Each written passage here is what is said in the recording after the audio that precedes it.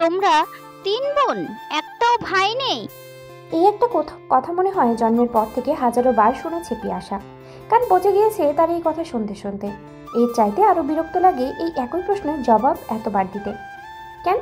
ভাই না থাকলে কি ওরা তিন বোন পানির নিচে তলিয়ে যাবে, নাকি তাদের কারো জীবন থেমে থাকবে? না আন্টি, আমাদের কোনো ভাই নেই, এবং আপাতত আমাদের তিন বোনের মধ্যে কারো ভাইয়ের প্রয়োজনও নেই। আমাদের বাবা মায়েরও ছেলে সন্তান না থাকার কোনো আক্ষেপ নেই। আর কোনো প্রশ্ন? মুখের উপরে আরো কয়েকটা কথা শুনিয়ে দেওয়ার ইচ্ছে ছিল পিয়াসার, তবে বিয়ে বাড়িতে এসে এমন অপরিচিত কারোর সামনে তার কাছের মতো জবাবটা আপাতত বন্ধ রাখতে চাইছে সে। পিয়াসারা তিন বোন, মাইশা নাজনীন। মাইশা নাজনীন তার বড় বোন, সে পিয়াসা নামিরান মেজ বোন, এবং তিয়াসা নাজমুন তার ছোট বোন। তিন বোনের নামের এত মিল তাদের বাবা নুরুল আমিন রেখেছিলেন। তিনি নাকি ঠিক করে রেখেছিলেন যদি কখনো আবার তার একটি মেয়ে সন্তান হয় তার নাম রাখবে বারিশা নাজমিন। বাবাকে তারা তিন বোনই খুব সম্মান এবং শ্রদ্ধা করে, ওনার প্রতিটি কথা অক্ষরে অক্ষরে পালন করে। তাই তো আজ সকালে যখন বাবা মা কাউকে ছাড়াই তাদের তিন বোনকে বিয়ে বাড়িতে যেতে বললেন, তারা কেউই না করতে পারেনি। নয়তো ওরা তিনজন অভিভাবক ছাড়া স্কুল কলেজ বাদে কোথাও যেতে চায় না। আজ নুরুল সাহেব তার স্ত্রী স্বপ্না জাহান মানে পিয়াসার মাকে নিয়ে ডাক্তারের কাছে গিয়েছে। আর এই বিয়েটা হলো তাদের খালাতো ভাইয়ের। যেহেতু তাদের খালাকে নুরুল আমিন কথা দিয়েছেন বিয়েতে উপস্থিত থাকার, তাই না চাইতেও মাইশা, পিয়াসা, তানিশা তিনজনকেই এই বিয়েতে পাঠিয়ে এসেছেন। তিন বোনই বিয়েতে এসে একটু ঘোরাঘুরি করলো কি করলো না, অমনি এক ভদ্রমহিলা তাদের দাঁড় করিয়ে এইসব যা নয় তা বলতে লাগল। যদিও ভদ্রমহিলা যে তাদের বেশ অনেকক্ষণ ধরে খেয়াল করেছেন সেটা পিয়াসা বুঝছিল। তাদের বললে ভুল হবে, ওই মহিলা তার বড় আপনি মাইশাকে দেখেছিল। তিন বোনের মধ্যে মাইশা অতি সুন্দরী, নিশ্চয়ই কোনো ঘটকালি করার মতলব আছে ওনার, নয়তো এমন ভুমভাং প্রশ্ন তো করতো না। Mind your language. আমি একটা নর্মাল প্রশ্ন করেছি, এমনভাবে হাইপার হওয়ার কিছুই নেই। কে আছে? ভদ্রমহিলা খুবই বিরক্ত হয়ে বললেন। এই ভদ্রমহিলা হলেন রোহানা তাসনিম, শহরের নামকরা আরটি ব্র্যান্ডের মালকিন। তার স্বামী ক্যান্সারে আক্রান্ত হয়ে মারা যাওয়ার আগে ওনার নামেই সব কিছু লিখে দিয়ে গেছেন। বিয়েবাড়িতে এসেই মাইশাকে তার বেশ পছন্দ হলো। মেয়েটা খুব সুন্দর আর এত নম্রভদ্র। তার একমাত্র ছেলে শাহরিয়ার এজাজ, এর জন্য এমন একটা মেয়েই খুঁজছিলেন তিনি, নয়তো তিনি মাইশার সাথে কথা বলতে এসেছিলেন। কিন্তু তাদের মধ্যে পিয়াসা ঢুকে গেল আর ঠোঁটকাটা মুখ নিয়ে তার। না আন্টি, আপনার করা প্রশ্ন মোটেও নর্মাল ছিল না। এটা আপনার চুপ মুখ উল্টিয়ে প্রশ্ন করা দেখেই বোঝা যায়। আর কারো ফ্যামিলিয়ার ব্যাপারে অপরিচিত কেউ এমন ভিত্তিহীন প্রশ্ন করলে যে কেউই হাইপার হবে। পিয়াসাও উল্টা উত্তর দিল। মিসেস রোহানা তখন বিড়বিড় করে আওড়াতে লাগলেন, কে অসভ্যের মেয়ে রে বাবা! এমন তেজ নিয়ে কথা বলছে যেন কোন রাজ্যের মেয়ে। এর বাবা মা কোন ভদ্রতা শেখাতে পারেনি। তবে পিয়াসা তার সূক্ষ্ম শ্রবণ শক্তি নিয়ে ঠিকই শুনে ফেলল। তার মুখটা এবার সত্যি সত্যি চালাতে হবে। তার বাবা মা নিয়ে কেউ কটূক্তি করলে সে যে একদমই সহ্য করতে পারে না। যেই না ওনাকে কিছু বলতে যাবে তখনই তার আপু মাইশা তাকে সরিয়ে সামনে চলে আসে। আন্টি, আপনি প্লিজ কিছু মনে করবেন না। আসলে আমার বোন এখনও ছোট, তো ওর এমন ব্যবহারে আমি অনুতপ্ত। আপনি আমাকে জিজ্ঞেস করুন কিছু জানার থাকলে। মাইশা বেশ নরম কণ্ঠেই বলল। মিসেস রোহানা এবার আরও মুগ্ধ হলেন মাইশার ব্যবহারে। তবুও চেহারায় নিজের গাম্ভীর্য বজায় রেখেই তিনি বললেন, that's my girl, how will you behaviour. Listen Maisha, already তোমার নামে সব শুনেছি আমি তো আমার ভাবির কাছে। সম্পর্কে তোমার খালামণি আমার ননদ হয়, তাই আমি ভাবলাম তোমার সাথে একটু কথা বলা যায়। কিন্তু তোমার বোন যে এমন ম্যানারলেসের মতন বিহেভ করবে তা ভাবিনি। আপনি আমার ব্যক্তিগত বিষয়ে প্রশ্ন করেছেন তো করেছেন, এবার আমার বিহেভিয়ারের ওপরও প্রশ্ন তুলছেন। নিজেকে কি ভাবছেন আপনি? সম্মানী সম্পর্কে বড় বলেই কি যা তা বলে যাবেন? পিয়াসার কণ্ঠে চাপা ক্রোধ। এবার সে মাইশার দিকে ফিরে বলল, আর আপনি? তোমাকেও বলিহারি, যাকে তাকে এত সম্মান দেখাও কেন? চলো এখান থেকে। আর এক মিনিটও যদি তুমি এখানে থাকো তাহলে ওনাকে আমি আর কি কি বলবো জানি না। মাইশার হাতটা ধরে টেনে পিয়াসা হনহন করে চলে গেল। যদিও মিসেস রোহানার সাথে মাইশা আর একটু কথা বলতে চেয়েছিল, কিন্তু পিয়াসা যেভাবে খেপে গিয়েছে আপাতত চুপ টাকাটাই শ্রেয় বলে মনে হচ্ছে তার। এদিকে মিসেস রোহানার মাথায় রক্ত উঠে যাওয়ার উপক্রম। ভরা বিয়ে বাড়িতে হাঁটুর বয়সী একটা মেয়ে তাকে এত কথা শুনিয়ে গেল, এটা তিনি কোনোভাবেই মেনে নিতে পারছেন না। মনে মনে ঠিক করে নিয়েছেন মাইশাকে তার যতই পছন্দ হোক না কেন তিনি কখনো ওকে ছেলের বউ করে আনবেন না। এমন ঠোটকাটা মেয়েকে যে পরিবার আছে সেই পরিবারের সাথে তিনি কখনো একটা সুন্দর স্বাভাবিক সম্পর্ক করতে পারবেন না। ঠিক তখনই ওনার ভাবনায় ছেদ ঘটে উপস্থিত হয় শাহরিয়ার ইজাজ। ইজাজকে দেখেই বোঝা যাচ্ছে যে সে সদ্যই অফিস থেকে এসেছে। বিয়ে বাড়িতে এত এত পাঞ্জাবির ভিড়ে ফর্মাল পোশাকে তাকে সবার থেকে আলাদাই লাগছে, যেন আজকে স্পটলাইটটা গ্রুমের উপরে নয় তার উপরেই পড়া উচিত। হোয়াট হ্যাপেন্ড আম্মু? আপনাকে তো ইরিটেটেড কেন লাগছে? ইজাজ তার মায়ের গালে 2 হাত দিয়ে বলল, ইরিটেটেড হব না মাই ডিয়ার। তুমি জানো কিছুক্ষণ আগে একটা মেয়ে আমাকে অপমানটাই না করলো। আমি তো শুধু তোমার সাথে বিয়ের জন্য ওর। মিসেস রোহানা কথা শেষ করতে পারলে না। ইজাজ অমনি রক্তচক্ষু নিয়ে প্রশ্ন করলো, মেয়েটা কোথায় আম্মু? আমাকে বলুন, আমিও দেখি এই শহরে রিজাজের মাকে অপমান করার দুঃসাহস দেখায় কে? ইজাজ স্বভাবতই মায়ের সব কথা শুনে। মায়ের ভালো লাগা খারাপ লাগা সব কিছুতেই সে খুব সিরিয়াসলি নেয়। তার জীবনে মায়ের প্রভাবটা একটু বেশি। আরটি ব্র্যান্ডের সিইও হয়েও ইজাজ তার জীবন কিংবা বিজনেস সব কিছুর জন্য তার মায়ের সিদ্ধান্তকেই সবার আগে অগ্রাধিকার দেয়। এ কারণে ইজাজ চলে যায় সেই মেয়েটার সাথে কথা বলতে যে তার মাকে অপমান করেছে। মিসেস রোহানা ও তখন আঙ্গুলের ইশারায় পিয়াসাতে দেখে দেয়। পিয়াসা তখন মাইশার সাথে দাঁড়িয়ে বিয়েবাড়ির স্পেশাল আইটেম ফুচকা ট্রাই করছিল। তার এই এক বদ অভ্যাস, খাবার মুখে ঢুকলেই সে ভুলে যায় আগে কি খারাপ হয়েছে না হয়েছে। পেটে খাবার থাকে যতক্ষণ তার মুখ বন্ধ থাকে ততক্ষণ। প্লেটের শেষ ফুচকাটা যেই না মুখে দিল তখনই পিছন থেকে একটা গুরুগম্ভীর পুরুষালী কণ্ঠ শুনতে পায় সে। How dare you! আমার আম্মুকে ইনসাল্ট করো সাহস কোথা থেকে পাও তুমি? You nonsense girl! এক্ষুনি কি আমার আম্মুর কাছে ক্ষমা চাও, রাইট নাও। ইজাজ কথা শেষ করার আগেই পিয়াসা মুখ ঘুরিয়ে কথা বলতে লাগলো, যদিও তখন তার মুখের মধ্যে ফুচকা ছিল। তার দরুন ইজাজ কিছু বুঝলো কি না সন্দেহ। এই কারণে মাইশা এক গ্লাস পানি পিয়াসার দিকে এগিয়ে দেয়। পানি খাওয়ার পর তাকে কে থামায়? এই যে টক ছাড়া ফুচকা, আপনাদের মা ছেলে সমস্যা কি? হ্যাঁ, একটার পর একটা এসে যা তা বলে যাচ্ছেন। ওসব ইংলিশের ফুটানি আমাদের দেখাতে আসবেন না। আর হ্যাঁ, বেশ করেছি আপনার মাকে অপমান করে। ফার্দার অমন লেইন কথা বললে আবারও করব, ক্ষমাও চাইবো না আমি। একথা শুনে ইজাজ যে বিরক্ত হবে সেটা ভাবা স্বাভাবিক, কিন্তু আশ্চর্যজনকভাবে সে একদম স্থির হয়ে পিয়াসার দিকে তাকিয়ে থাকলো। সে কেমন মুগ্ধতা নিয়ে তাকিয়ে আছে পিয়াসার পানে আর মন দিয়ে শুনছে তার কথাগুলো, যেন পিয়াসা তাকে গালি নয় কোনো মধুর বাণী শোনাচ্ছে। পিয়াসাকে প্রথম দেখতেই তার পৃথিবী যেন থমকে গেল। ইজাজ খেয়াল করে দেখলো তাকে মেয়েটা তার মতো ফর্সা নয়, শ্যামলা বর্ণের, পরনে গাঢ় নীল রঙের গাউন, মাথায় হিজাব পরা। পিয়াসার এমন সৌম্য রূপ যেন ইজাজের ভিতরটা টালমাটাল করে দিল। সে কিছুই বলল না, শুধু পুলকিত নয়নে চেয়ে থাকলো পিয়াসার দিকে। মাইশাও এবার আর না পেরে ইজাজকে 2-1 কথা শুনিয়ে দিল।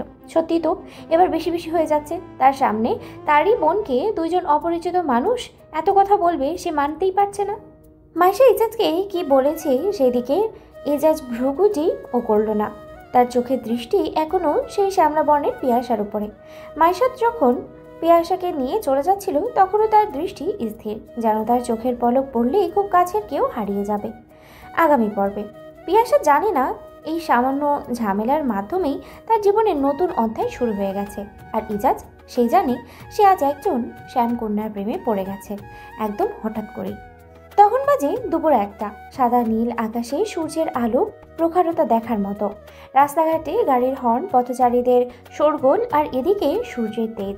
মনে মনেই বিরক্তির রেশ নিয়ে ভাবছে পিয়াসা। নিশ্চয়ই আজকে সূর্য মামা সূর্যি মামির সাথে ঝগড়া করছে, তাই মামির উপর দেখাতে না পারা তেজ আমাদের পৃথিবীবাসীকে দেখাচ্ছে। বচ্চাত মামা। তারপর আবার আজ বাংলা ক্লাসেও স্যার এমন গরম হয়েছিল, উনিও নিশ্চিত সকালে বউয়ের সাথে ঝগড়া করে ক্লাসে এসেছিলেন। সবই তো ঠিক আছে, কিন্তু ওনাদের নিজস্ব সমস্যার ভোগান্তি আমাকে কেন পোহাতে হচ্ছে? এই জন্যই বলি, ব্যাটা মানুষ মানেই ঝামেলা, যদি ব্যাপারটা বেডি সংক্রান্ত হয়। আইসক্রিম খেতে খেতে পিয়াসা একদম পা দেয় না, অন্য দমে শুধু গালি দিতে থাকে আর সূর্যমামা আর বাংলা ক্লাসের স্যারকে। স্যারটাই হলো আসল বজ্জাত। ক্লাসে বই না আনায় তাকে সবার সামনে কি বকাচকাটাই না করলো। পিয়াসা তো তখন স্যারকে ছাদ থেকে ফেলে দিতেই মন চাইছিল, এতটা রাগ উঠেছে তার। সেই মান্ধাত্তার আমল থেকে শুনে আসছে সে কলেজে উঠলে নাকি শুধু চিল আর চিল, কোনো বেড়া নেই। কলেজে উঠলে পোলাপাইন নাকি বেশ ওড়ে, নতুন নতুন মোবাইলও পায়, সাথে অনেকের কপালে নাকি প্রতিদিন কথা বলার পার্সোনাল মানুষও জুটে যায়। বড়লোকে ব্যাপার স্যাপার। আরও শুনেছে কলেজে ঠাসা ঠাসা বই খাতা নেওয়ার ঝামেলা নেই, একটা খাতা আর কলম নিয়ে গেলেই হয়। মাসে একবার কলেজ গেলেও নাকি কিচ্ছু বলে না কলেজের কর্তৃপক্ষ। তাহলে এটা কোন কলেজে অ্যাডমিশন নিল পিয়াসা? প্রতিদিন তো কলেজে যেতে হয়। আরও 75% উপস্থিতি না থাকলে পরীক্ষার হলে বসতেও দেয় না, তার উপরে আবার প্রত্যেকটা ক্লাস করা লাগে। একদিন অনুপস্থিত থাকলে ভাড়া করা পুলিশের মতো জেরা করে তার গ্রুপ টিচার। স্কুলের মতো 6টা বই, 6টা নোট খাতার সাথে আবার সাবজেক্ট ওয়াইজ সাপ্লিমেন্টও নিতে হয়। মানে কিন্ডারগার্টেনের বাচ্চা পেয়ে গেছে আর কি কলেজের কর্তৃপক্ষরা।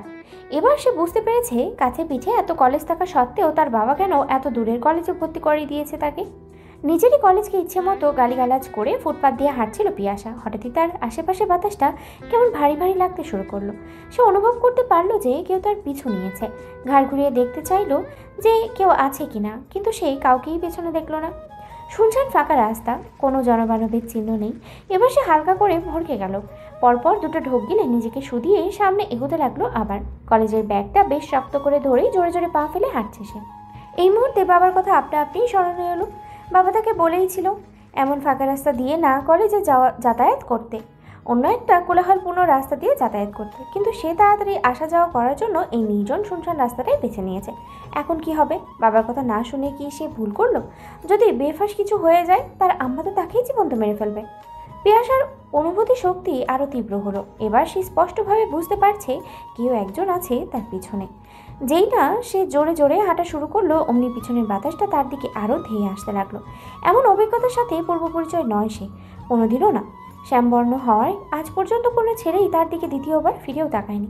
ফলো করা তো থাকলে অনেক দূরের কথা, তবে এতটা খারাপ দেখতেও নয় সে। গায়ের রং তার চাপা হলেও মুখশ্রী বিস্মিত নয়নে দেখে থাকার মতো। তীব্র মায়াবী তার মুখখানি, কালো চোখ দুটোতে গভীরতার অন্তরহীন। প্রাণ খুলে যখন হাসে তখন বাম গালে টোল পড়ে, কিন্তু তার ভেতরে লুকিয়ে থাকা এই সুপ্ত সৌন্দর্য খুব সহজেই কারোর চোখে পড়ে না। এর একমাত্র কারণ তার গায়ের রং। মানুষ কেবল বাহ্যিক সৌন্দর্য উপভোগই করতে চায়, এই শ্যামবর্ণ কারোরই বা ভালো লাগে না। তার ছোট বোন তানিশার জন্য পর্যন্ত ছেলেদের দেওয়া ফুল চিঠি পেয়েছে সে। আর তার বড় বোন মাইশা তো যেখানেই যায় সেখানে থেকেই বিয়ের প্রপোজাল নিয়ে বাড়িতে ফেরে।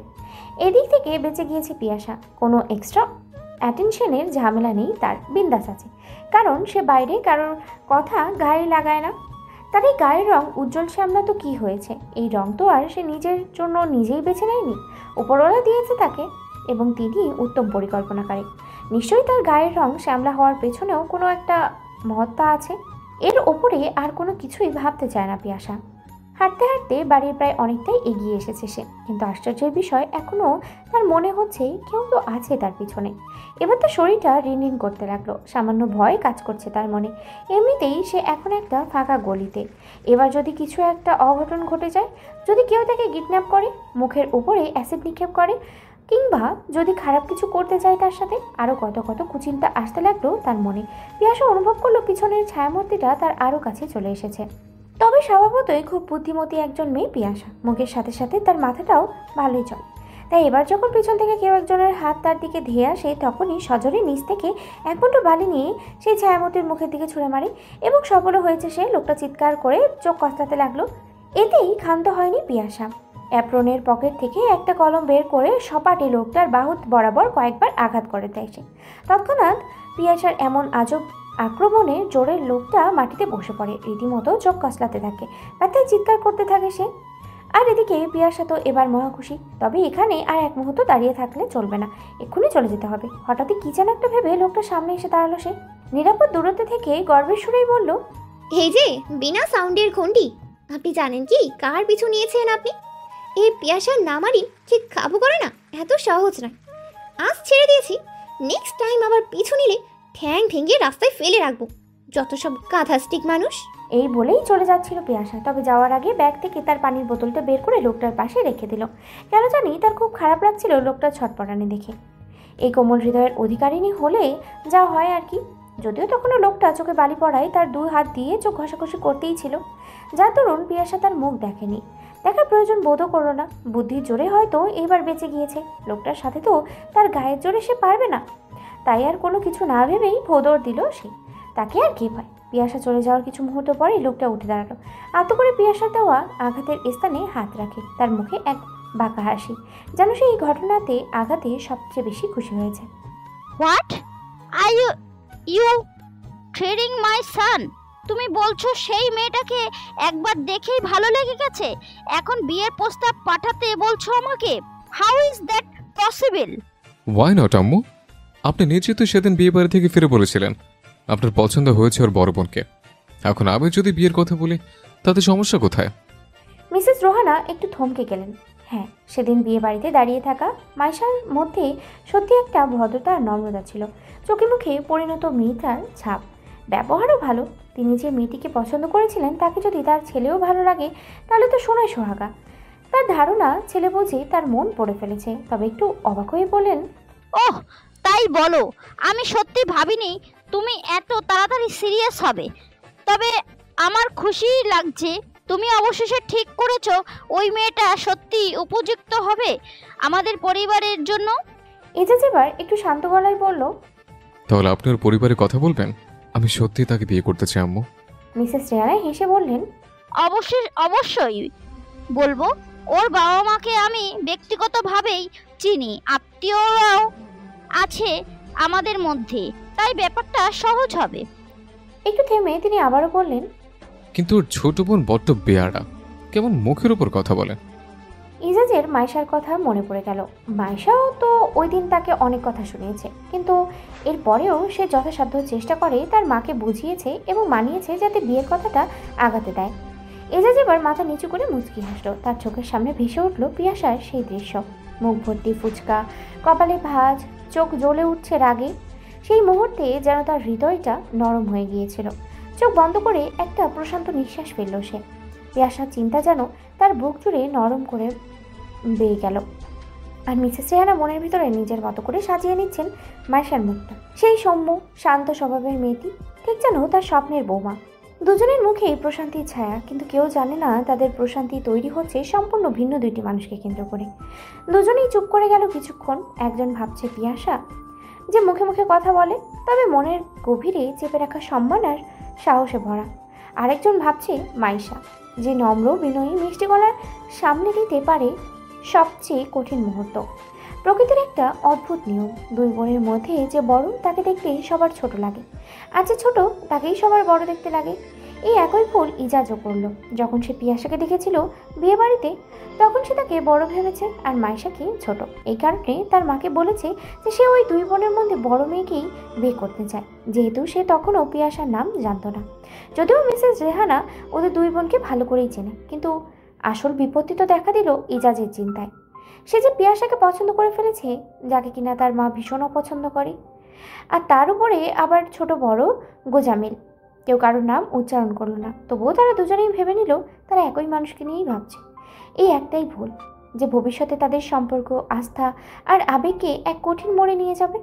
বাড়ির বেলকনিতে কাপড় শুকাতে দিচ্ছিল মাইশা। চোখ মুখ ভার, কথার চিড়ে ফোটাও নেই মুখে। আনমনে কি যেন ভেবে যাচ্ছে। সেদিন বিয়ে বাড়িতে ইজাজকে কিছু শুনিয়ে এলেও বাড়িতে ফিরে পিয়াসাকে ছেড়ে কথা বলেনি সে। মাইশা সবসময় বলে, বাবা আমাদের শিখিয়েছেন বড়দের সম্মান করতে, সম্মান না থাকলে শিক্ষাটাই বৃথা। পিয়াসা সেই কথার উত্তর দিয়েছে ঠান্ডা গলায়, তবে বাবা এটাও তো শিখিয়েছেন অন্যায় দেখলে চুপ করে না থাকতে, সঠিক সময়ে সঠিক কথাটা বলাও সাহস।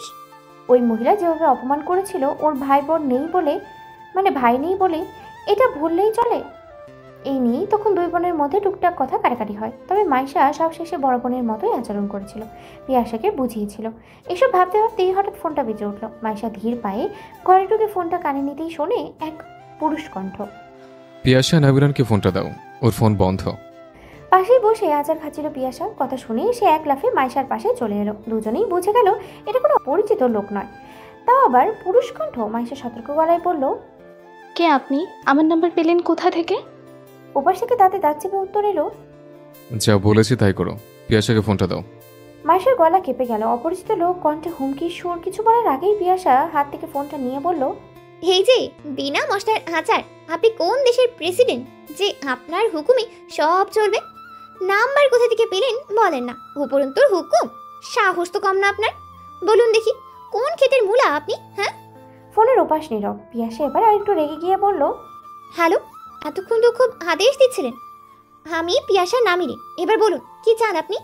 2 মিনিট কেটে যায়, কোনো সাড়ে নেই। ফোন ডিসকানেক্টেড হয়নি। মাইশা খেয়াল করে দেখে লাইন তো এখনো চালু। লোকটা নিশ্চয়ই ওর সব কথাই শুনেছে। রুমের মধ্যে হঠাৎ থেমে আসে অদ্ভুত এক নিস্তব্ধতা। তারপরে খুব ধীরে ভারী গলায় ওপাশ থেকে ভেসে এলো, পিয়াসা নামিরান, তৈরি থেকো। তোমার তো আঘাতের ব্যথা উপশম হওয়ার আগে আমি তোমাকে আপন করে নেব। এই বলেই ফোনটা কেটে দিল সে।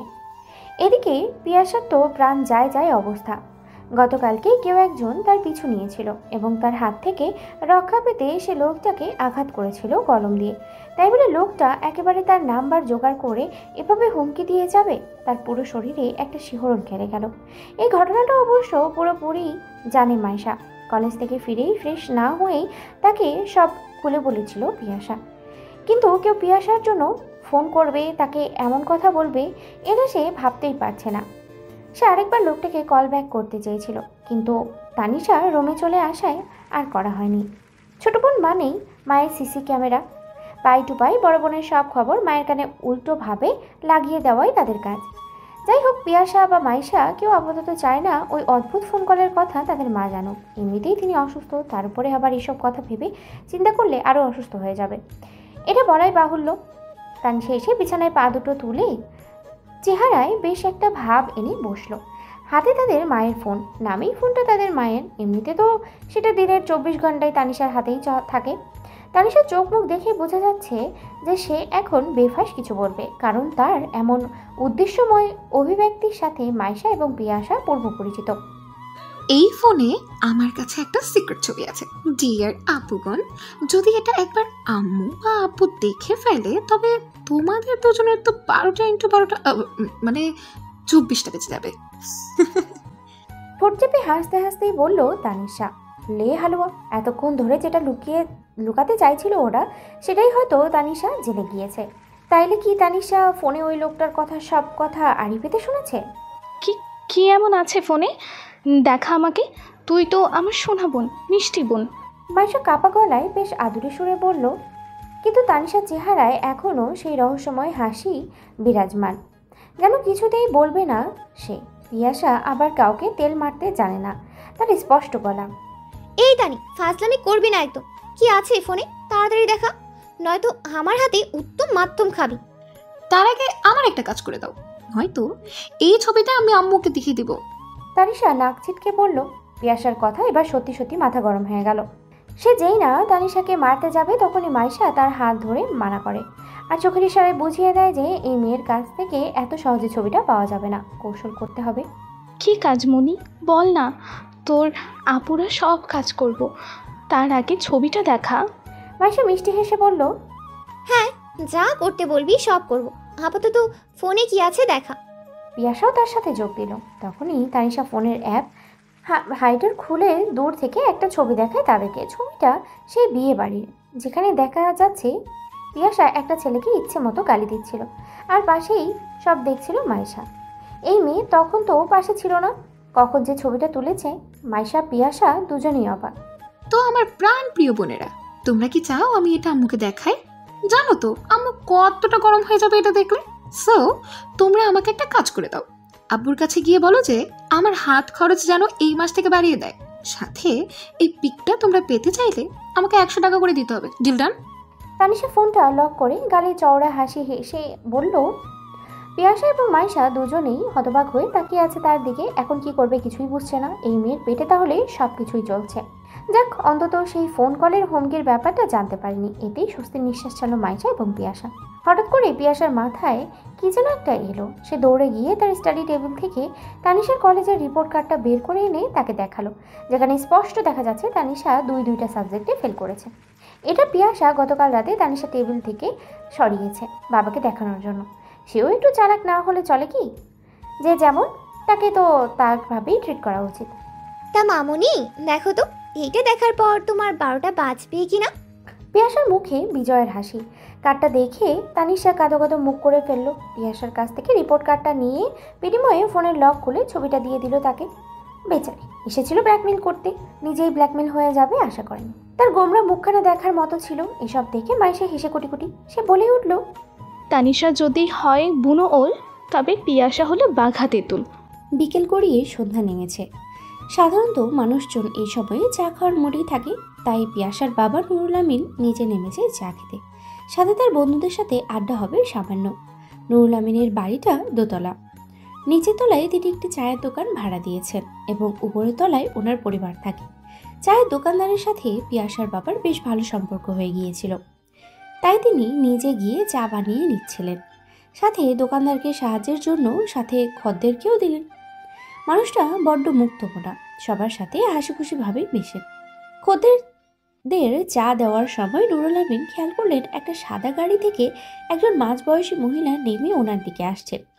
এই ভদ্রমহিলা আর কেউ নেন, ইনি হলেন মিসেস রোহানা তাসনিম। আর পিয়াসার বাবা ওনাকে দেখেছিলেন কয়েকবার। যেহেতু মিসেস রোহানা তার স্ত্রীর বোনের ননদ, তাই ওনাদের দুজনের দেখা সাক্ষাৎ হতো। বাবা, আপনি চায়ের দোকানেও চালান? আমি তো জানতাম আপনি হাই স্কুলের শিক্ষক। মিসেস রোহানা তার কালো ফ্রেমের চশমাটা তুলে বললেন, আরে রোহানা যে, কেমন আছো? তুমি যে আসবে আমাকে আগে বলবা না? আমি মাইশার মাকে একটু ভালো মন্দ রান্না করতে বলতাম। রুহুল আমিন হাসি মুখে মিসেস রোহানের দিকে এগিয়ে এসে বললেন, বলে আসলে হতো, জানতেই পারতাম না যে আপনি শিক্ষকতার পাশাপাশি চার দোকানও চালান। ও ও বুঝেছি, তিনটে উপযুক্ত মেয়ের খরচ হারাতে নিশ্চয়ই হিমশিম চালাচ্ছেন। ইস, খুব খারাপ লাগছে দেখে। অথচ দেখুন, মেয়েগুলোর জন্য এত কষ্ট করে তাদের সুশিক্ষা দিতে পারেননি। এই বলে মিসেস রোহানার নাক ছিটকায়। নুরুল আমিন অবশ্য বুঝতে পারলেন যে তাকে অপমান করার জন্যই রোহানা এইসব বলছে। আশেপাশের মানুষজন কেমন হাঁ হয়ে তাকিয়েছিল ওনাদের দিকে। কেউ কেউ তো হাসাহাসিও করছে, তবে নুরুল আমিন কিছু বললেন না। রোহানাকে এভাবে সবার সামনে হেনস্থ করলেন না তিনি, তাই উল্টো কথাও ফিরিয়ে দেননি রোহানাকে। কারণ এতগুলো পুরুষের সামনে একজন মহিলাকে নিচু করে কথা বলতে ওনার গায়ে লাগছে। এরই মাঝে চায়ের দোকানদার এসে মিসেস রোহানাকে বলল, কি যে কন্যা আপা, স্যার কেন এই দোকানে কাজ করব? এই দোকানের মালিক তো উনি। শুধু দোকান কেন, পুরো বিল্ডিংটাই তো ওনার। চোখে দেখা সব কিছু কি ঠিক হয় আপা? তবে হ্যাঁ, উনি ওনার 3 মাইয়ার খরচ বেশ ভালোই চালান। আর মাইয়া 3টারে এমনই শিক্ষা দিয়েছেন যে মাস্টার মশাই আজ 10 বছর ধরে এই দোকান চালায়। মাইয়াগুলা তো উপরেই থাহে, কোনো দিন একটা টু শব্দেরও আওয়াজ পায়নি নিজ থাইকা। খদ্দেরদের মধ্যে একজন বলে উঠল, ঠিক বলেছেন ভাই, স্যারের মেয়েরা যথেষ্ট শিক্ষা পেয়েছে। প্রতিদিন তো 3 জনকে কলেজে যেতে দেখি, কই কোনোদিন তো ওদের ব্যবহার খারাপ কিছু দেখলাম না। আপনার মনে হয় কোথাও ভুল হচ্ছে। একটু মুচকি হাসলেন নুরুল আমিন, তবে ওনার চোখে কোনো পানিতে ভরে গিয়েছে। এই অশ্রুর জল যে কষ্টের নয়, এটা তো গর্বের, আনন্দের। মেয়েগুলোকে তিনি ছোটবেলা থেকেই যে শিক্ষা দিয়ে বড় করেছেন, আজ তার পূর্ণতা পেয়েছে। সমাজের মানুষেরা ওনার মেয়ের হয়ে ইতিবাচক সাড়া দিচ্ছে, তাদের সুনাম করছে। একজন বাবার কাছে এর চেয়ে বেশি খুশি আর কি হতে পারে?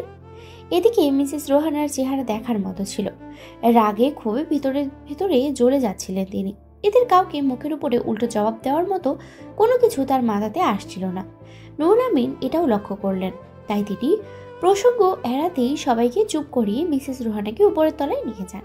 মিসেস রোহানাও কিছু না বলে চলে গেলেন, কারণ ওনার একমাত্র ছেলে একটা আবদার করেছে, যেটা উনি যে কোনো মূল্যেই রাখবেন। তবে এই অপমানের প্রতিশোধও তিনি নেবেন, এত সহজে ছাড় দেবেন না কাউকে। নুরুল আমিন রোহানাকে ড্রয়িং রুমে এনে বসালেন। বাড়িতে ঢুকে একে একে সবাইকে ডাকতে শুরু করলেন। মাইশার মা স্বপ্না জাহান ও হাসি মুখে এসে বসলেন রোহানার পাশে। অনেক কথা হলো ওনার সাথে। মাইশা গিয়ে চুলোয় চা বসিয়ে দিল, সাথে আর কিছু নাস্তা রেডি করতে লাগলো। এর আগে অবশ্য সে পিয়াসা আর তানিশাকে রুমের দরজা লক করে আটকে রাখলো। মিসেস রোহানাকে দেখে পিয়াসা আবার না কোনো ঝামেলা করে সেই ভয়। আর মিসেস রোহানাও হয়তো পিয়াসাকে দেখে বিব্রত বোধ করতেন। এর চেয়ে ভালো পিয়াসা আর মিসেস রোহানা আপাতত আর দেখা না হোক। আপনাদের কাছে আজ আমি একটা প্রস্তাব নিয়ে এসেছি। আমার একমাত্র ছেলে শাহরিয়ার ইয়াজিজ, সে বর্তমানে আমাদের নিজস্ব আরটি কোম্পানি সিইও। তার সাথে আপনাদের বড় মেয়ে মাইশার বিয়ে দেওয়ার কথা ভাবছি। আমার ছেলে মাইশাকে বিয়ে বাড়িতে প্রথম দেখেই পছন্দ করেছে। মিসেস রোহানা মেকি হাসি দিয়ে বললেন। তিনি এজাজের একটা ছবিও দিয়ে দিলেন স্বপ্নার হাতে। এজাজকে দেখার পর মাইশার বাবা মা বেশ খুশি হলেন, তবে স্বপ্না যেন একটু বেশি খুশি হচ্ছে। ওনার সেই কবে থেকেই শখ একটা বড় ঘরে ভালো ছেলের সাথে মেয়ের বিয়ে দেবেন। আর যদি মেঘ না চাইতে বৃষ্টি হয় তাহলে তো ভালোই, কিন্তু পরক্ষণেই রুনুরামিনের মুখে কেমন যেন অস্থিরতা দেখা গেল। তিনি ক্রমশ ঘামতে লাগলেন, তবে জোর করে হাসার চেষ্টা করলেন, যেন কিছু একটা লুকাতে চাইছেন। এরপর তিনি মিসেস রোহানার কাছ থেকে অনুমতি নিয়ে পাশের রুমে চলে যান, সাথে স্বপ্না জাহানকেও নিয়ে গেলেন। এরই মাঝে চা বানিয়ে নিয়ে মাইশার সাথে কিছু স্ন্যাক্স নিয়ে এলো। মিসেস রোহানা বেশ তৃপ্ত সহকারে চা খাচ্ছেন, সাথে মাইশাকে ইজাজের সম্পর্কে বলতে থাকলেন। মাইশাও নীরব শ্রোতার মতো সব শুনছে, মাথা নিচু করে, মুখে সামান্য হাসি নিয়ে। যদিও সে তখনও বুঝতে পারছিল না যে কেন উনি তাকে ইজাজের সম্পর্কে এত এত ভালো কথা বলছেন। মাইশা নিজেই তো সেদিন বিয়ে বাড়িতে দেখেছিল ইজাজ কেমন হুমকি সুরে পিয়াসার সাথে কথা বলছিল। এরপরে অবশ্য পিয়াসা মুখ খোলার ইজাজ আর কিছু বলতে পারেনি। প্রায় মিনিট 10 পর ড্রয়িং রুমে ফিরে আসেন মাইশার বাবা মা। দুজনেই এবার বিয়ের প্রস্তাবে রাজি হন, তবে এর আগে মাইশার সিদ্ধান্ত জেনে নিয়েছেন নুরুল আমিন। আর মাইশাও নিচু স্বরে বলে দিয়েছে যে তার বাবা মা যা ভালো বোঝে সেটাই করবে সে, তার কোনো ব্যক্তিগত পছন্দ নেই। তখনই সবাই আলহামদুলিল্লাহ বলে উঠল। মাইশা বোধ হয় একটু লজ্জায় পেল, এত তাড়াতাড়ি হুট করে বিয়ে ঠিক হয়ে যাবে সে তার কল্পনা অতীত। কিন্তু তার বাবা মা দুজনেই যেহেতু রাজি আছে তাই সে আর কথা বাড়ালো না। খুব কম সময়ে মাইশা আর এজাজের বিয়ে ঠিক হয়ে যায়। মিসেস রোহানা মাইশার বাবা মাকে যত দ্রুত সম্ভব প্রস্তুতি নিতে বললেন। সামনে শুক্রবারেই বিয়ে দিতে চান তিনি, মানে আর মাত্র 5 দিন পর। এত তাড়াহুড়োর কারণে জিজ্ঞেস করলেন। তিনি বললেন যে ইজাজ নাকি অফিসের কাছে দেশের বাইরে যাবে কিছুদিনের জন্য, তাই ফরেনে যাওয়ার আগে তিনি বিয়ের কাজটা সেরে ফেলতে চান। এই বলে মিসেস রোহানা ওনাদের সবাইকে বিদায় দিয়ে চলে গেলেন।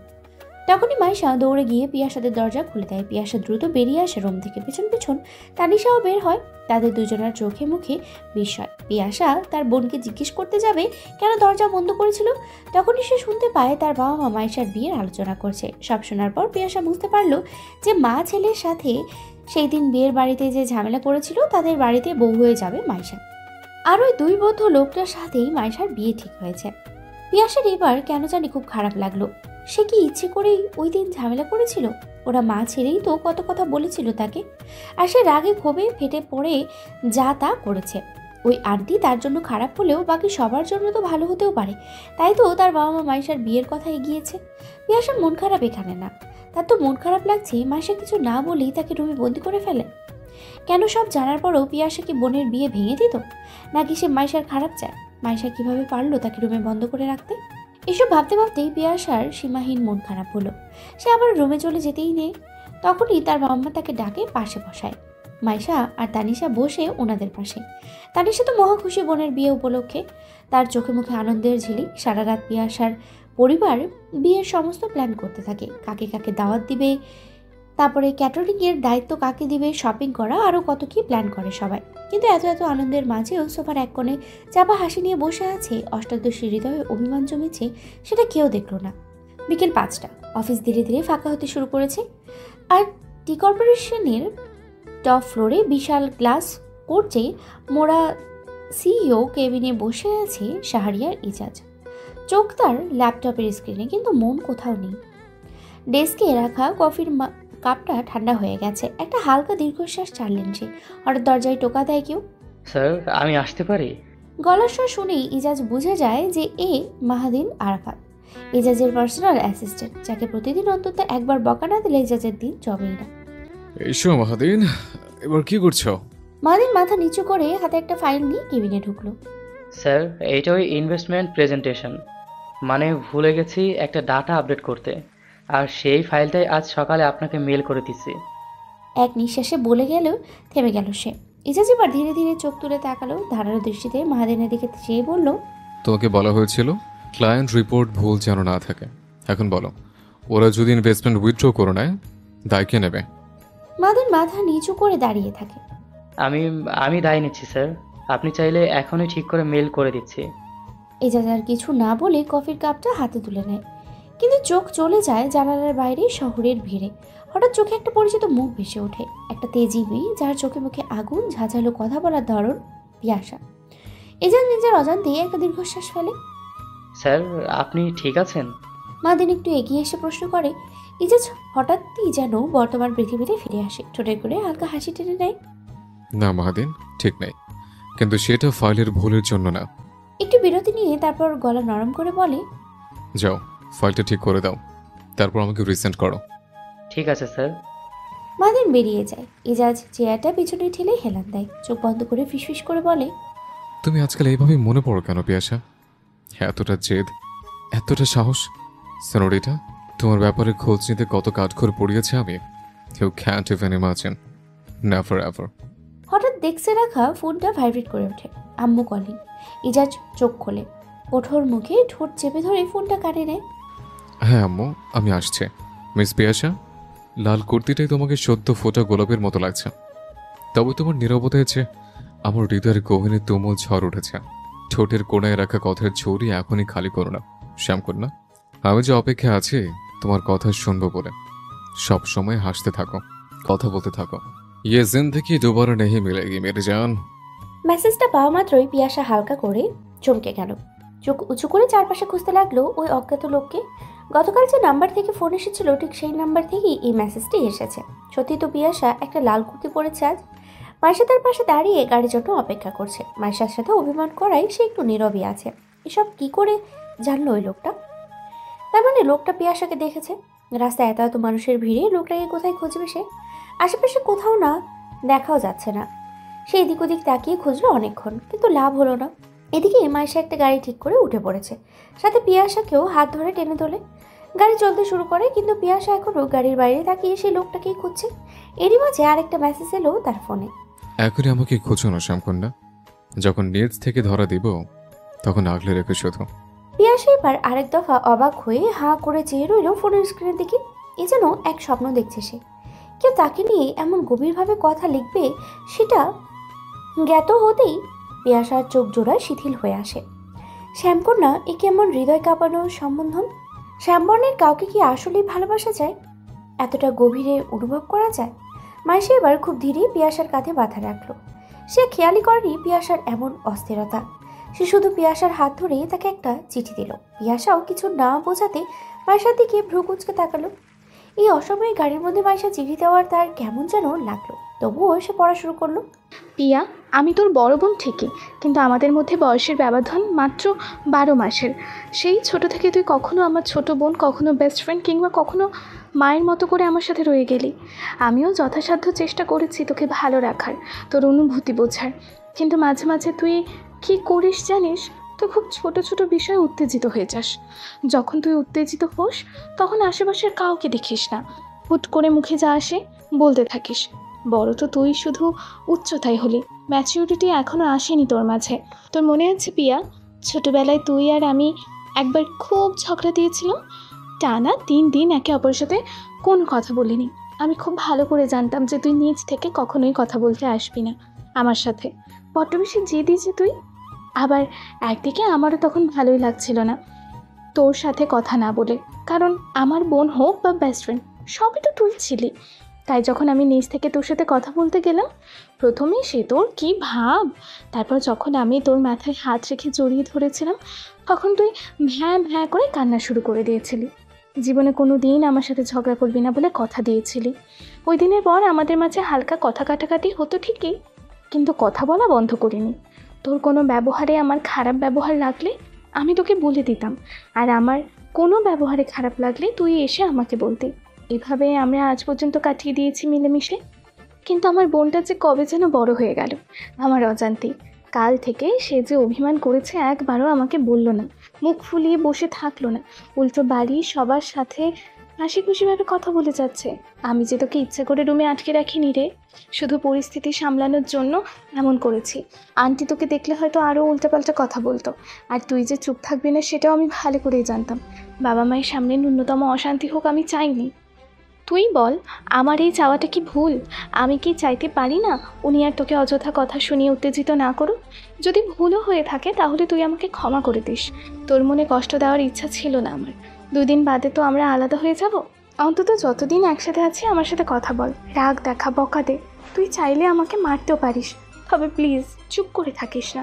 মনে অভিমান পুষে রেখে মুখে জোরপূর্বক হাসি আনার কোনো দরকার নেই তোর, এত বড় হওয়ার দরকার নেই তোর। আমার কাছে তুই পিচ্ছি পিয়া হয়েই থাকিস আজীবন। তোর আপু তোকে অনেক অনেক ভালোবাসে। গাড়ি তখন এনটি কর্পোরেশনের সামনে এসে দাঁড়ায়। মাইশা গাড়ি থেকে নেমে ভাড়া মিটিয়ে সামনে হাঁটা শুরু করে। নুরুল আমিনী তাদের এখানে পাঠিয়েছে যাতে মাইশা আর এজাজ দেখা সাক্ষাৎ করতে পারে। বিয়ের আগে অন্তত একবার দেখা হওয়া উচিত বলে উনি মনে করেন। তখনই পেছন থেকে পিয়াসা দৌড়ে এসে তাকে জড়িয়ে ধরে কান্না করতে শুরু করে দেয়। চারপাশে এত এত মানুষজন, কাউকে পরোয়া করছে না পিয়াসা। অনবরত কান্না করতে করতে তার নিঃশ্বাস আটকে যাওয়ার উপক্রম, তার গলা অবরুদ্ধ হয়ে আসে। মাইশা কত মানা করেছে কান্না না করার জন্য, মাথায় হাত বুলিয়ে দিচ্ছে, চোখের পানি মুছে দিচ্ছে, তবুও এমের কান্না থামছেই না। আম রিয়েলি সরি আপু, আমি তোমাকে ভুল বুঝেছি, আমাকে ক্ষমা করে দাও প্লিজ আপু। আমি আর কখনো তোমার সাথে কথা না বলে থাকবো না, সত্যি বলছি। এবার আর কখনো রাগ করে কথা না বলে আমি আমার জান ফুচকা খাওয়াই ছেড়ে দেবো, আই প্রমিস। কান্নারত অবস্থায় নাকের ডগা ডলতে ডলতে বলল পিয়াসা। প্রথম দিকে তার কথা শুনে মাইশা একটু ইমোশনাল হয়েও শেষে এসে আর না পেরে মুচকি এসে দিল। এই মেয়ে নাকি ফুচকা খাওয়া ছাড়বে। ফুচকা খাওয়ার জন্য সারা জীবন মায়ের কত বকা খেয়ে এসেছে, হাত খরচ সব ঢেলে দিয়েছে ফুচকার দোকানে, আর সে নাকি ফুচকা খাওয়া ছেড়ে দেবে? হাস্যকর। বোকা মেয়ে, কিচ্ছু ছাড়তে হবে না তোকে। আর আমিও রাগ করিনি, শুধু একটু চেষ্টা করেছি তোর অভিমান ভাঙার। এবার চল তোর ওই টক ছাড়া ফুচকা ধর, ইজাজের সাথে দেখা করতে। মাইশা বেশ আদুরে কণ্ঠেই বলল। পিয়াসা সামান্য হেসে বোনের সাথে ভেতরে চলে গেল, আর পেছনে ফেলে রাখলো কিছু মুহূর্তের জন্য হওয়া দুই বোনের মনোমালিন্য। ঘড়ি ধরে একটানা আধা ঘন্টা ইজাজের কেবিনের বাইরে অপেক্ষা করছে মাইশা এবং পিয়াসা, কিন্তু ভেতরের ঢোকার পারমিশন পাচ্ছে না তারা। ইজাজের পার্সোনাল অ্যাসিস্ট্যান্ট পিএ মাহাদিন সেই কবে যে তাদের বসিয়ে রেখেছে তার বসের মিটিং চলছে বলে, আর তার কোনো ইয়ত্তা নেই। প্রথম 10 মিনিট পিয়াসা স্থির হয়ে বসে থাকলেও এরপরে সে এমন অস্থির শুরু করলো মাইশা পর্যন্ত তাকে থামাতে পারছে। কিন্তু তখনই মাহাদিন তাদের জন্য স্ন্যাক্সের প্যাকেট নিয়ে হাজির হলো। খাবার দেখার পর কোনো মতে পিয়াসা হালকা নরম হলো। তার খুশি খেয়ে দেখে এই মেয়েকে শান্ত করতে মাইশা তার নিজের ভাগেরটাও দিয়ে দিল। অন্তত মুখে খাবার থাকলে পিয়াসার ছটফটানি কিছুটা বন্ধ হবে। ম্যাম, স্যারের তো মিটিং শেষ হতে মনে হয় আরও হাফ অ্যান আওয়ার লাগবে। সো আপনারা কি কিছুক্ষণ ওয়েট করবেন, নাকি পুরোটাই এখন আপনাদের ওপর ডিপেন্ড করছে? মাদিনী একটু ইতস্ত করে পিয়াসার সামনে গিয়ে বলল। পিয়াসা অবশ্য তখনও খাওয়া শেষ হয়নি, তাই সে কিছু বলল না মাহাদিনকে। তবে মাইশার বেশ রাগ লাগলো। সেই কখন থেকে ওয়েট করে আছে ইজাজের সাথে দেখা করার জন্য। সে কি উঠে দাঁড়ালো চোখে মুখে আগুন নিয়ে। আপনার মাথা ঠিক আছে মিস্টার মাহাদিন? অলরেডি আধা ঘন্টা ধরে বসে আছে এখানে, আর এখন আপনি এসে বলছেন আরও আধা ঘন্টা ওয়েট করতে। আপনার স্যারকে গিয়ে বলুন ওনার হবু বউ আর শালিকা দেখা করতে এসেছে ওনার সাথে। তারপর দেখুন কি বলে। মাইশার কণ্ঠে বিরক্তি। আমার মাথা সম্পূর্ণ ঠিক আছে, অলরেডি ইনফর্ম করেছি স্যারকে যে আপনারা এসেছেন, কিন্তু স্যারের সময় হবে না বললেন। সো এখানে আমার কিছুই করার নেই। মাহাদিন বলল মাইশাকে। এদিকে পিয়াসাও খাওয়া শেষ, সোনার বাংলা।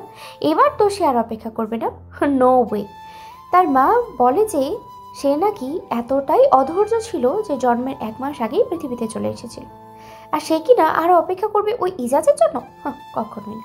পিয়াসা তাই এবার পানি খেয়ে মাহাদিনকে বলতে থাকে, শুনুন মাহাদিন ভাই, আপনার বিজি বসের জন্য আমি বা আমার বোন কেউই আর অপেক্ষা করতে পারবো না। আমাদেরও সময়ের মূল্য আছে। মাহাদিন ভাই, আপনি জানেন আপনি হলেন আমার চোখে দেখা সবচেয়ে উদার মনের মানুষ। পৃথিবীতে আপনার মতো ভালো মানুষের খুবই নগণ্য। অমন একটা অ্যারোগেন্ট মানুষের সাথে থেকেও আপনি কত হাম্বল, জেন্টাল, দ্যাটস রিয়েলি কমেন্টেবল। আপনি এতটাই ভালো যে আমার করা প্রশংসাও আপনার জন্য কম হয়ে যাবে। পরের বার যদি দেখা হয় তবে ছোট বোন মনে করে আমাকে আরও কিছু খাওয়াতে পারেন আপনি। আমি কিছু মনে করবো না, আজ আসি। পিয়াসা নাটকীয় ভঙ্গিতে মাহাদিনকে বলল। এসব শুনে মাইশা মুখ চেপে হাসতে হাসতে চেয়ারে বসে পড়ল আবারও। মানুষ মূলত প্রশংসা প্রিয়। মাহাদিন পিয়াসার মুখে নিজের এত এত সুনাম শুনে খুশিতে গদগদ করছে। সারাদিন ইজাজের এত কাজ করে দেওয়ার পরও তার মুখে কোনোদিন প্রশংসা শোনেননি সে। উল্টো এমন এমন কথা বলে ইজাজ, মাহাদিন ইচ্ছে করে কচু গাছের সাথে ফাঁসি দিতে। অথচ এই মেয়েটাকে সে সামান্য স্ন্যাক্স খাওয়ানোতে সে যে তার সুনাম করলো মাহাদিন কখনোই ভুলবে না। পিয়াসাকে সে হাসি মুখেই বিদায় দিল। তবে যাওয়ার আগে পিয়াসার হাতে আরও একটি স্ন্যাক্সের প্যাকেট ধরিয়ে দিল গাড়িতে বসে খাওয়ার জন্য। সে তো তার জন্য গাড়িতেও ঠিক করে দিতে চেয়েছিল, কিন্তু মাইশা মানা করে দেয়। এরপর আর কি, ওরা দুই বোন চলে যায় বাড়ির পথে। আর পেছনে মাহাদিন দাঁড়িয়ে থাকে ঠোঁটের কোণে একটা প্রশান্তির হাসি নিয়ে। এই যে ঢাকলা ছাড়া বোতল, চিনি ছাড়া চা, হবু বউ আর শালিকে যে প্রায় 1 ঘন্টা ধরে অপেক্ষা করেও দেখা দেননি, এর শাস্তি তো আপনাকে পেতেই হবে। দেখা হচ্ছে বিয়ের দিন, একবার আসুন আমাদের বাড়িতে বউ নিতে। অপেক্ষা কি, কত প্রকার ও কি কি দেখিয়ে দিব মিস্টার হাদারাম। মাহাদিনের মুখে এমন আজব কথা শুনে ইজাজের মাথা তো প্রায় কিছুক্ষণের জন্য কাজ করা বন্ধই করে দিয়েছিল। সে মাথা গরম করে মাহাদিনকে কিছু বলতেই যাবে, তখন মাহাদিন বলে যে এই কথাটা নাকি পিয়াসা বলেছে তাকে, যে সে যেন ইজাজের কাছে কথাটা পৌঁছে দেয়। বেচারা মাহাদিন তো ইজাজের ভয়ে কেবিন থেকে ছুটে পালানোর জন্য প্রস্তুতি ছিল, কিন্তু যখন ইজাজ শুনলো যে কথাটা পিয়াসা বলেছে, সে শান্ত মুখে বসে থাকলো। তখন তার ঠোঁটের কোণে একটা মুচি হাসির রেখা দেখা দিল। এমন তেতো কথাকে ও এই ইজাজের ভালো লাগলো? মাহাদিন যেন বিশ্বাসই করতে পারছে না। প্রেমে পড়লে মানুষ যে আর কি পাগলামি করে। যদিও মাহাদিন এখনো সিঙ্গেলই আছে, দেখতেও কত সুদর্শন, ভালো জবও আছে, তবুও কেন যে তার একটা প্রেম হলো না, এই কঠিন সমীকরণটা আজও মিলাতে পারল না মাহাদিন। এরই মাঝে তার আকাশকুসুম ভাবনার ছেদ ঘটিয়ে ইজাজ বলে, বাবা মাহাদিন, তোমার চোখ দুটো বেশ সুন্দর, তুমি কি চাও আমি ওই চোখ দুটো নিয়ে মার্বেল খেলি? এ আবার কেমন সাইকো মার্কা প্রশ্ন! মাহাদিনের তো রীতিমতো হিচকি উঠে গেল। সেকেন্ডের মধ্যেই তার স্যারের এমন পরিবর্তন! ইন্নানিল্লাহ স্যার, এমন অলক্ষণে কথা বলবেন না। এই চোখ এখনো আমার বউয়ের চাঁদ মুখ দেখার বাকি। মাহাদিনের কণ্ঠে মিনতি, সাথে চাপা ভয়।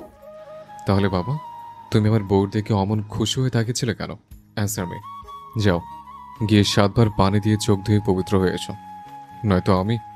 ইজাজ কথা শেষ করতে পারল না, অমনি মাহাদিন বেসিনের দিকে দৌড় লাগালো। 7 বার কেন, 700 বার পানি দিবে সে চোখে, তবুও কোনো কিছুর বিনিময়ে চোখে হাজাতে রাজি নয় সে, চোখ হারাতে রাজি নয় সে। নিজের বউয়ের জন্য এতদিন সিঙ্গেল থেকে শেষে কিনা স্যারের বউকে দেখার জন্য তার চোখ চলে যাবে, এমনটা কখনো হতে দিবে না মাহাদিন। পুরো অফিসের সবাই হা করে তাকিয়ে আছে মাহাদিনের এমন আজব কাণ্ডে। মুখে এতবার পানি দেওয়ার কারণে বেচারার চোখ লাল হয়ে গেছে। আর এদিকে ইজাজ মনে হয় একটু হাসলো। ইজাজের কোনো মিটিং ছিল না আজকে, সেই মাহাদিনকে মিথ্যা শিখিয়ে পাঠিয়েছিল পিয়াসাদের কাছে। মাহাদিন সারভক্ত, যেমনটা ইজাজ শিখিয়ে দিয়েছে তেমনটাই সে করেছে। আসলে সিসিটিভি ফুটেজে যখন ইজাজ দেখলো যে পিয়াসা মাহাদিনের সাথে হেসে হেসে কথা বলছে, তখন তার একটু হিংসেই হয়েছিল, তাই মাহাদিনকে একটু ভয় দেখিয়েছে। এবার তার পৈশাচিক আনন্দ হচ্ছে। মাহাদিন চোখ ঘষতে ঘষতে ইজাজের কেবিনে ফেরত এল। ইজাজ তখন তার ডেস্কের থেকে একটা ফাইল নিয়ে চোখ বোলাচ্ছিল। যেই না সে ফাইল থেকে মুখ তুললো, অমনি মাহাদিনের সামনের চেয়ারে ধাক্কা খেয়ে পড়ে যাচ্ছিল। ইজাজ কোনো মতে ফাইল ছুঁড়ে মাহাদিনের হাতে ধরলো, তারপর আবার কি যেন মনে করে হাতটা ছেড়েও দিল। ভাগ্যিস পেছনে সোফাটা ছিল, নয়তো মাহাদিন তো এবার কবরেও রফা দফা অবস্থা হয়ে যেত। ইডিয়েটের মতো কাজ করছে কেন মাহাদিন? চোখ ধুয়ে বলেছিলাম, হাতে নিয়ে ঘুরতে বলিনি। সরি স্যার, আসলে চোখ জ্বালা করায় সামনে চেয়ারটা দেখিনি, তাই ব্যালেন্স হারিয়ে স্লিপ করে। ননসেন্সের মতো কথা বলো না। আমার এই হাত দিয়ে কোথায় আমি আমার বউয়ের হাত ধরবো? তারা তুমি এসে পড়ে গেলে। নেক্সট টাইম থেকে সাবধানে চলাফেরা করবে। কারেক্ট? আমিও পড়লে আমার বউয়ের উপরে পড়তাম। আপনার হাত ধরার কার শখ আছে? হিটলার স্যার একটা। একদিন আমারও বউ হবে, তখন দেখাবো এই স্যারকে বউ ভক্ত কাকে বলে। মাহাদিন বিড়বিড় করে বলল, যেন ইজাজ না শুনে। না না স্যার, জিব্বা কাটবেন না প্লিজ। আমার এখনো সুরেলা কণ্ঠে বউকে গান শোনানো বাকি। আমি সাবধানে চলাফেরা করবো স্যার। সুরেলা কণ্ঠ? ইন্টারভিউর দিন এক্সট্রা অ্যাক্টিভিটি হিসেবে একটা গান গেয়েছিলাম। কে যেন গানটা? ও হ্যাঁ, সহে না যত না কি করে বলো না। এত রাফলি গান গিয়েছিলে যে আমি বাদে সবাই কেবিন থেকে সবাই বের হয়ে গিয়েছিল। মনে পড়ে কিছু? মাদিন এবার একটু ইতস্ত বোধ করলো। তার স্যার তাকে কোনো জামানার কথা মনে করিয়ে দিয়ে এম্বারেসড ফিল করাতে চাইছে, তবুও সে চেহারে একটা টপ লেভেলের ভাব রেখে বলল, স্যার, ওনাদের মিউজিক টেস্ট খারাপ বলে কি আমার বউয়েরও হবে? সুরেলা হোক বা বেসুরেলা, আমার গান গাইতে ভালো লাগে, তাই বিয়ের পর আমার বউকে তো প্রতিদিন একটা করে গান শোনাবো আমি। তোমার বউয়ের গানের মাগফিরাত কামনা করি, আল্লাহ থেকে ধৈর্য দিক, আমিন। এজাজ মাহাদিনকে আর কিছু বলতে দিল না। এমনিতেই অনেক কাজ পেন্ডিংয়ে আছে। মাহাদিনের হাতেও প্রায় 10টা ফাইল দিয়ে দিল সে চেক করে আনার জন্য। হতভাগার এমনিতেই চোখে জ্বালা করছে, তার উপরে এত কাজ চাপিয়ে দিয়েছে এজাজ। মনে মনে অকথ্য ভাষায় গালি দিল সে তার স্যারকে। তখন ইজাজ তাকে পেছনে রেখে একটা আইস প্যাক ধরিয়ে দেয় হাতে। ফাইল চেক করার আগে এটা 5 মিনিট চোখে দিয়ে রাখবে। এইটা আবার কি স্যার? এবার এজাজের মাথা আরো 360 ডিগ্রি অ্যাঙ্গেলে ঘুরে গেল। মাহাদিন চোখ দিয়ে দেখছে যে একটা আইস প্যাক হাতে দিয়েছে, মানে অনুভব করতে পারছে যে এটা ঠান্ডা। তবুও মাহাদিনের এমন ব্রেনলেস প্রশ্ন, এই কারণে সে মাহাদিনকে এত বকে। তবুও তো এর শিক্ষা হয় না। এটা আগুনের লাভা। যা বলছো তোমার 2 নয়নের উপরে রেখে আরাম করো, নয়তো তোমার ননস্টপ অভিশাপে পড়ে আমার দিনটাই মাটি হয়ে যাবে। মাহাদিন বুঝলো যে তার স্যার তাকে কোটাবেটি কথাগুলো বলছে। বেচারা তার করা ভুলভাল প্রশ্নের জন্য একটু লজ্জাও পেল। মাথা চুলকাতে চুলকাতে এজাজের কেবিন থেকে বেরিয়ে গেল। তবে মাহাদিনের এবার একটু ভালোই লাগলো। তার হিটলার স্যার এক মুহূর্তের জন্য বিরক্ত ধরিয়ে দিলেও পর মুহূর্তেই একরাশ ভালো লাগা রেখে যায়। ইজাজকে সে তার বস কম বড় ভাইয়ের চোখেই দেখে বেশি। নয়তো আজ পর্যন্ত তাকে ইজাজ কত শাস্তি দিয়েছে, তবু মাহাদিন ইজাজের পিএর চাকরিটা ছেড়ে যায়নি। যদিও প্রায়শই মাহাদিনই যত আকাম করে শাস্তি পায়। মাহাদিন তার কাজে যথেষ্ট সৎ আর ন্যায়বান। তার কাজে কোনো অনৈতিকতা দেখা যায় না, তাই ইজাজ তাকে এত ভুল করার পরও রেখে দিয়েছে। মাঝে মাঝে দুজনেই একে অপরের ব্যবহারে অতিষ্ঠ হয়ে যায়, তবুও দুজনেই মনে করে যে তারা যে যার জায়গায় ঠিকই আছে। এজাজ আবার চেয়ারে হেলান দিয়ে চোখ বন্ধ করলো, দীর্ঘ একটা শ্বাস নিল। চোখের সামনে পিয়াসার মুখ ভেসে উঠল। নিচে মাইশাকে ধরে যে পিয়াসা কান্না করছিল কিংবা তৃপ্তি দিয়ে যে খাবার খাচ্ছিল, সবই সিসি ক্যামেরার ফুটেজে দেখেছে সে। তার অনেক ইচ্ছে হচ্ছিল ছুটে যাবে পিয়াসার কাছে কথা বলবে, কিন্তু ইজাজ এক প্রকার জোর করেই নিজেকে কেবিনে আটকে রেখেছে। এখনই নিজের দুর্বলতা প্রকাশ করতে চায় না সে। পিয়াসার সামনে গেলে সেও হয়তো বাবা হাতিনের মতো উল্টাপাল্টা বকবে। এমনিতেই পিয়াসার কথা মাথায় আসলে সে অন্য জগতেই হারিয়ে যায়। এই জন্য সে ঠিক করেছে যে একেবারে বিয়ের দিনই দেখা করবে পিয়াসার সাথে, তার আগে নয়। শপিং মলটা সকাল সকাল কেমন গমগম করছে, চারপাশে কেবল মানুষ আর মানুষ। সবাই চোখে মুখে তীব্র ব্যস্ততা। নুরুল আমিন আর শাবনা জাহান এসেছেন মেয়ের বিয়ের জন্য কেনাকাটা করতে। মিসেস রোহানা ওনাদের এখানে ডেকেছেন একসাথে শপিং করার জন্য। প্রথমে ওনারা 3 জন স্বর্ণের দোকানে যান। মিসেস রোহানা তার ছেলের হবু বউয়ের জন্য পুরো 10 ভরি স্বর্ণালঙ্কার কেনেন, যা দেখে শাবনা জাহানের মাথা ঘুরে যাওয়ার উপক্রম। কিন্তু নুরুল আমিন তাকে সামনে নেন। ওনাদের অবশ্য স্বর্ণালঙ্কার কেনার প্রয়োজন হয়নি মেয়ের বিয়ের জন্য। এরপর ওনারা সবাই বিয়ের বিশাল এক ক্লোদিং শপে যায় বিয়ের জামাকাপড় কেনার জন্য। একে একে সবার জন্য কেনাকাটা শুরু করেছে। শাবনা জাহান তার 3 মেয়ের জন্যই লেহেঙ্গা দেখা শুরু করেছে। এখানে আসার আগেই মেয়েরা তাদের বাবার কাছে আবদার করেছে ওরা 3 বোনই নাকি বিয়ের দিন লেহেঙ্গা পরবে। মিসেস রোহানার আবার এত ঝামেলা নেই। তিনি নিজের জন্য 5টি জামদানি আর এমব্রয়ডারি শাড়ি আর এজাজের জন্য 2টা শেরওয়ানি আর কয়েকটা পাঞ্জাবি কিনে নিলেন। যদিও তার ছেলে পড়বে কিনা সন্দেহ, এই ছেলে তো বাড়িতে সারাদিন শার্ট প্যান্ট পরেই বেড়ায়, যেন এটাই তার বাড়ি নয় কোনো অফিসওয়ালা। হয়তো বিয়ের দিন দেখা যাবে যে একটা সাদা শার্ট আর কালো প্যান্ট ইন করে পরে অফিসিয়াল গেটআপেই ইজাজ বিয়ে করতে চলে গেছে। তাতে তিনি কিঞ্চিত পরিমাণও অবাক হবেন না। পিয়াসার বাবা মা কখনো মেয়েদের লেহেঙ্গার নির্বাচনই ব্যস্ত। মাইশার অফ হোয়াইট রঙের লেহেঙ্গাটা মিসেস রেহানা চুজ করলেন। তানিশার জন্য গোলাপি রঙের একটা লেহেঙ্গা ঠিক হয়ে গেছে। এবার নুরুল আমিন একটা সাদা রঙের লেহেঙ্গা নিলেন পিয়াসার জন্য। এই সাদা রং পিয়াসার অনেক পছন্দ, অকারণেই মূলত নেওয়া।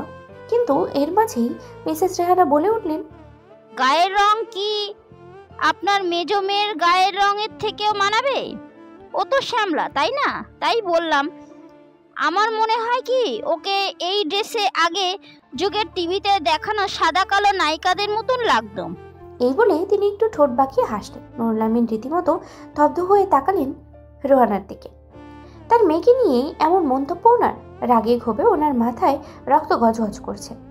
মেয়েটা তো আমার, আর রং পছন্দ আমার মেয়েরই। তা এই বিষয়ে তুমি না হয় মন্তব্য নাই করলে রোহানা।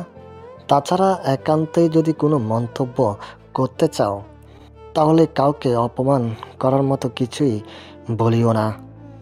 আমার মেজু মেয়ের দিকটা দেখার জন্য আমি ওর বাবা তো আছি, ও কারণে ওকে নিয়ে তোমার কষ্ট করতে হবে না। নুরুল আমিন তাকে উদ্দেশ্য করে বললেন, আহা, বেআইনের সাথে এ কেমন ব্যবহার আপনার? উনি তো ঠিকই বলেছেন পিয়াসাকে সাদা রঙে মানাবে না, অন্য রং দেখুন আপনি। স্বপ্না জাহান রোহানাকে খুশি করতেই বললেন তিনি চান না যে তার মেজো মেয়ের জন্য বড় মেয়ের বিয়েতে এক ফোঁটাও বিঘ্ন সৃষ্টি হোক। এত ভালো সম্বন্ধ তো সচরাচর দেখা যায় না, তাই হাতছাড়া করাও ঠিক হবে না। তাছাড়া কুটুম বাড়ির লোকের সাথে এত কথা বলা মানায় না। না বলে মনে করেন তিনি। আমার মেয়ে যখন সাদা রং পছন্দই করে, তাহলে এই লেহেঙ্গাটা ও বিয়ের দিনে পরবে। আর একটা কথাও আমি শুনতে চাই না, মাইশার মা। নুরুল আমিনের কণ্ঠে তীব্র কঠোরতা।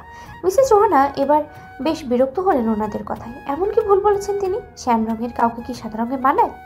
এদের বাপ মেয়ের একটু 2 লাইন আগে বোঝার রোগ আছে মনে হয়। আপাতত তিনি কোনো ঝামেলা চান না বলেই চুপ করে রইলেন। এবার শুধু অপেক্ষা বিয়েটা ভালোই ভালোই মিটে যাওয়া। বিয়ের পরে যে এসবের উল্টোপাল্টা জবাব দিবেন সেটা তিনি ভেবেই রাখলেন মনে মনে। আপনারা দুজন অকারণেই ঝামেলা করবেন না। আমি জাস্ট এমনি বললাম কথাটা। বাই দ্য ওয়ে, আমার শপিং শেষ, দেখা হচ্ছে একেবারে বিয়ের দিন। আসি তাহলে। এই বলে মিসেস রোহানা উঠে দাঁড়ালেন চলে যাওয়ার জন্য। নুরুল আমিন অবশ্য ওনাকে আরও কিছু বলতে চাইছিলেন, তবে স্বপ্নজাহান ওনাকে হাত ধরে আটকে দিলেন। দুজনেই হালকা করে হেসে রোহানাকে বিদায় দিলেন। এরপর নিজেরাই ড্রেসগুলো প্যাক করে শপিং মল থেকে বেরিয়ে পড়লেন বাড়ির উদ্দেশ্যে। সারাটা রাস্তা নুরুল আমিনের মুখ থম হয়েছিল। নিজেরই মেয়ের সম্বন্ধে অন্য মহিলা মজা নিল, আর ওনার স্ত্রী হয়ে পিয়াসার মা হয়ে স্বপ্না সেটাকে সায় দিল। এটা মানতেই ওনার আরো বিরক্ত বোধ লাগছে। তবুও তিনি আর কথা বাড়ালেন না স্বপ্নাও বড় হওয়ার সাথে, শুধুমাত্র বড় মেয়ের বিয়েটা স্বাভাবিকভাবে হওয়ার জন্য। দুপুর তখন 2টো। আজকে অবশ্য সূর্য মামার তেজ অতটাও দেখা যাচ্ছে না, পরিবেশটাও সহনীয় মাত্রই আছে। কিন্তু এরপরেও পিয়াসার মাথা প্রচন্ড গরম। দুটো আইসক্রিম খাওয়ার পরও তার মাথা কিছুতেই ঠান্ডা হওয়ার নামই নিচ্ছে না। এর পেছনে মূলত কারণ হলো গতকাল সে কলেজে না যাওয়ায় তার গ্রুপ টিচারের সাথে উত্তম মধ্যম কথা শুনেছে। সাথে শাস্তি হিসেবে পুরো ক্লাস পিরিয়ডে দাঁড়িয়ে থাকতে হয়েছে। আসলে পিয়াসার বাদরামিকে যদি কেউ হেনস্থা করতে পারে সে হলো তার গ্রুপ টিচার। ক্লাসে এসে সে পড়া বুঝি যে কি না সেটার কোনো খেয়াল নেই স্যারের, কিন্তু একদিন ভুল করেও অ্যাবসেন্ট থাকলে সেটা ঠিকই খেয়াল করবেন এই স্যারটা। কলেজে না সেই পিয়াসা যে তার বোনের সাথে এজাজকে দেখতে গিয়েছিল এটাও সে বলতে পারল না। স্যারকে বললে হয়তো আরো কিছুক্ষণ অযাচিত লেকচার শুনতে হতো তার। জীবনে কোন পাপটা করেছিল যে পিয়াসার কপালে এমন টিচার পড়লো সেটা সে বুঝতে পারছে না। ক্লাসের আরো অনেকেই তো প্রায়শই অ্যাবসেন্ট থাকে, কিন্তু ওদের গ্রুপ টিচার সহজ সরল হওয়ায় কোনোদিনও বকা শোনেনি। দুনিয়ায় এত বকা শুধু পিয়াসার কপালেই জোটে। তার উপরে আবার গতকাল এজাজের সাথেও দেখা হয়নি। স্যারের উপরে পিয়াসার যতটা না রাগ হচ্ছে তার চেয়ে বেশি রাগ হচ্ছে এজাজের উপরে। মনে মনে কিছুক্ষণ এজাজকে অশ্রাব্য ভাষায় গালি দিল সে। হঠাৎ তার মনে পড়লো তার পিছু নেওয়া ওই ছায়া মানবটার কথা। ওই লোকটা কি আজও আসবে? গতকাল তো সে ওই নাম্বারে কল দিয়েছিল কে সেটা জানার জন্য, কিন্তু তার পরপরই 5টা কলই কেটে দিয়েছে ওই ছায়া মানব। একবার চারদিকে সামনে পেছনে ঘুরে তাকিয়ে দেখলো পিয়াসা, না তেমন কাউকে তো দেখা যাচ্ছে না। তার মানে ওই দিন লোকটাকে ভালোই শিক্ষা দিয়েছে সে। এইভাবে তার মনটাকে একটু ভালো লাগছে এই ভেবেই আইসক্রিমের শেষ বাইকটা মুখে নিয়ে আবারও হাঁটতে শুরু করেছে পিয়াসা।